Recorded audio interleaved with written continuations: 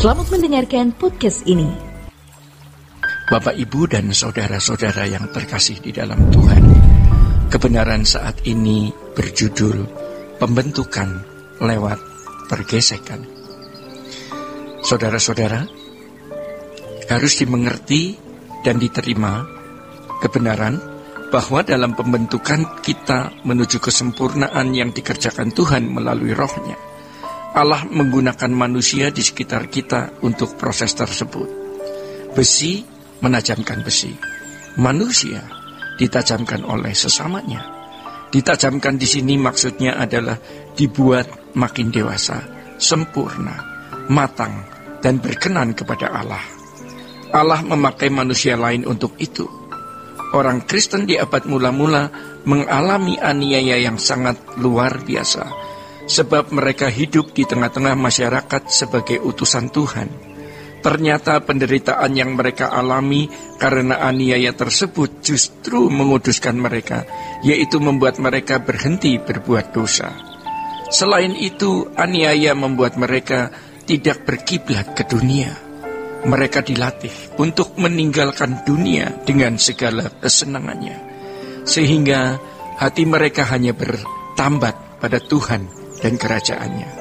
Akhirnya, aniaya dapat membuktikan kesetiaan dan kecintaan orang percaya kepada Tuhan Yesus dan Allah Bapa. Oleh sebab itu, kita tidak perlu membanggakan mereka yang dapat hidup menyepi, meninggalkan keramaian dan melepaskan kesibukan hidup seperti yang dialami oleh orang yang hidup di perkotaan. Justru mereka yang hidup di perkotaan lebih berat untuk hidup dengan tantangan yang sangat berat. Banyak orang berpikir bahwa mereka yang hidup di kesunyian meninggalkan keduniawian dengan cara meninggalkan kehidupan kota berarti sudah melepaskan segala sesuatu. Sebenarnya melepaskan segala sesuatu bukan demikian sewajarnya.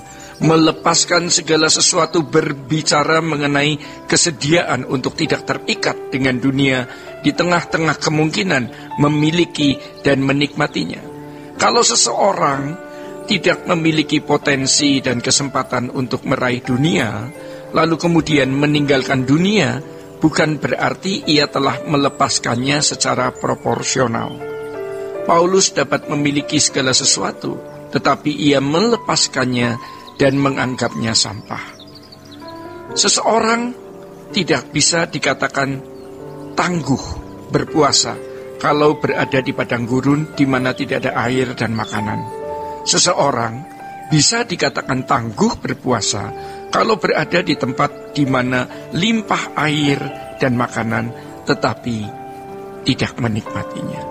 Saudara-saudara, harus diingat ya, bahwa Tuhan Yesus tidak memerintahkan orang percaya meninggalkan dunia untuk mencapai kesucian.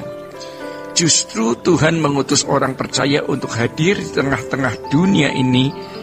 Dari isi doa Tuhan Yesus di dalam Yohanes 17 ayat 15 sangatlah jelas bahwa orang percaya harus ada di tengah-tengah masyarakat dalam kehidupan di dunia yang jahat ini, bukan menghindarinya. Dalam bagian lain di Alkitab, Tuhan Yesus mengatakan, "Lihat, aku mengutus kamu seperti domba-domba ke tengah serigala. Sebab itu hendaklah kamu cerdik seperti ular dan tulus seperti merpati." Perlulah kita memperhatikan apa yang diajarkan Alkitab, bahwa proses pertumbuhan iman yang benar melalui peristiwa kehidupan di tengah-tengah dunia. Tokoh-tokoh iman dalam perjanjian lama dibentuk Tuhan melalui pengalaman hidup di tengah masyarakat. Yusuf didewasakan melalui saudara-saudaranya dan pengalaman di tengah masyarakat Mesir. Didewasakan ini sama artinya dengan dibangun semakin suci. Kalau Yusuf hanya tinggal di rumah Yakub, ayahnya, maka mimpi yang ia terima, yang juga merupakan janji besar dari Allah, tidak akan terwujud dalam hidupnya. Demikian pula Daud. Kalau ia tetap tinggal di padang rumput menggembalakan domba, terpisah dari pergaulan luas, maka ia tidak akan pernah menjadi raja. Saudara-saudara, Daud diubah dan didewasakan oleh Goliat. oleh Saul, penduduk Zif yang mengkhianatinya, dan segudang pengalaman lain yang menyakitkan. Semua ini merupakan cara Allah mempersiapkan Daud menjadi orang besar. Kita percaya bahwa Amsal 27 ayat 17 memuat tuntunan hidup yang sangat penting. Dalam ayat ini tertulis bahwa besi menajamkan besi, orang menajamkan sesamanya. Teks ini dijagai tetap eksis oleh Tuhan sampai hari ini, agar dari dalamnya orang percaya dapat menimba kebenaran. Oleh karenanya sangat disayangkan kalau kita tidak memperhatikan apa yang diajarkan oleh Amsal tersebut. Melarikan diri dari keramaian merupakan usaha untuk mencari mudahnya hidup, seperti pengecut yang takut perang. Kita yang hidup di kota memiliki pergumulan yang jauh lebih berat untuk hidup tidak bercacat dan tidak bercela. Karena pengertian yang salah bahwa kesucian bisa dilakukan dengan meninggalkan kesibukan wajar di tengah masyarakat, seperti pergi ke tempat yang jauh dari keramaian. Hal itu mengakibatkan banyak orang Kristen awam merasa tidak mungkin bisa menjadi orang suci karena tidak dapat meninggalkan kesibukan hidup di dunia ini.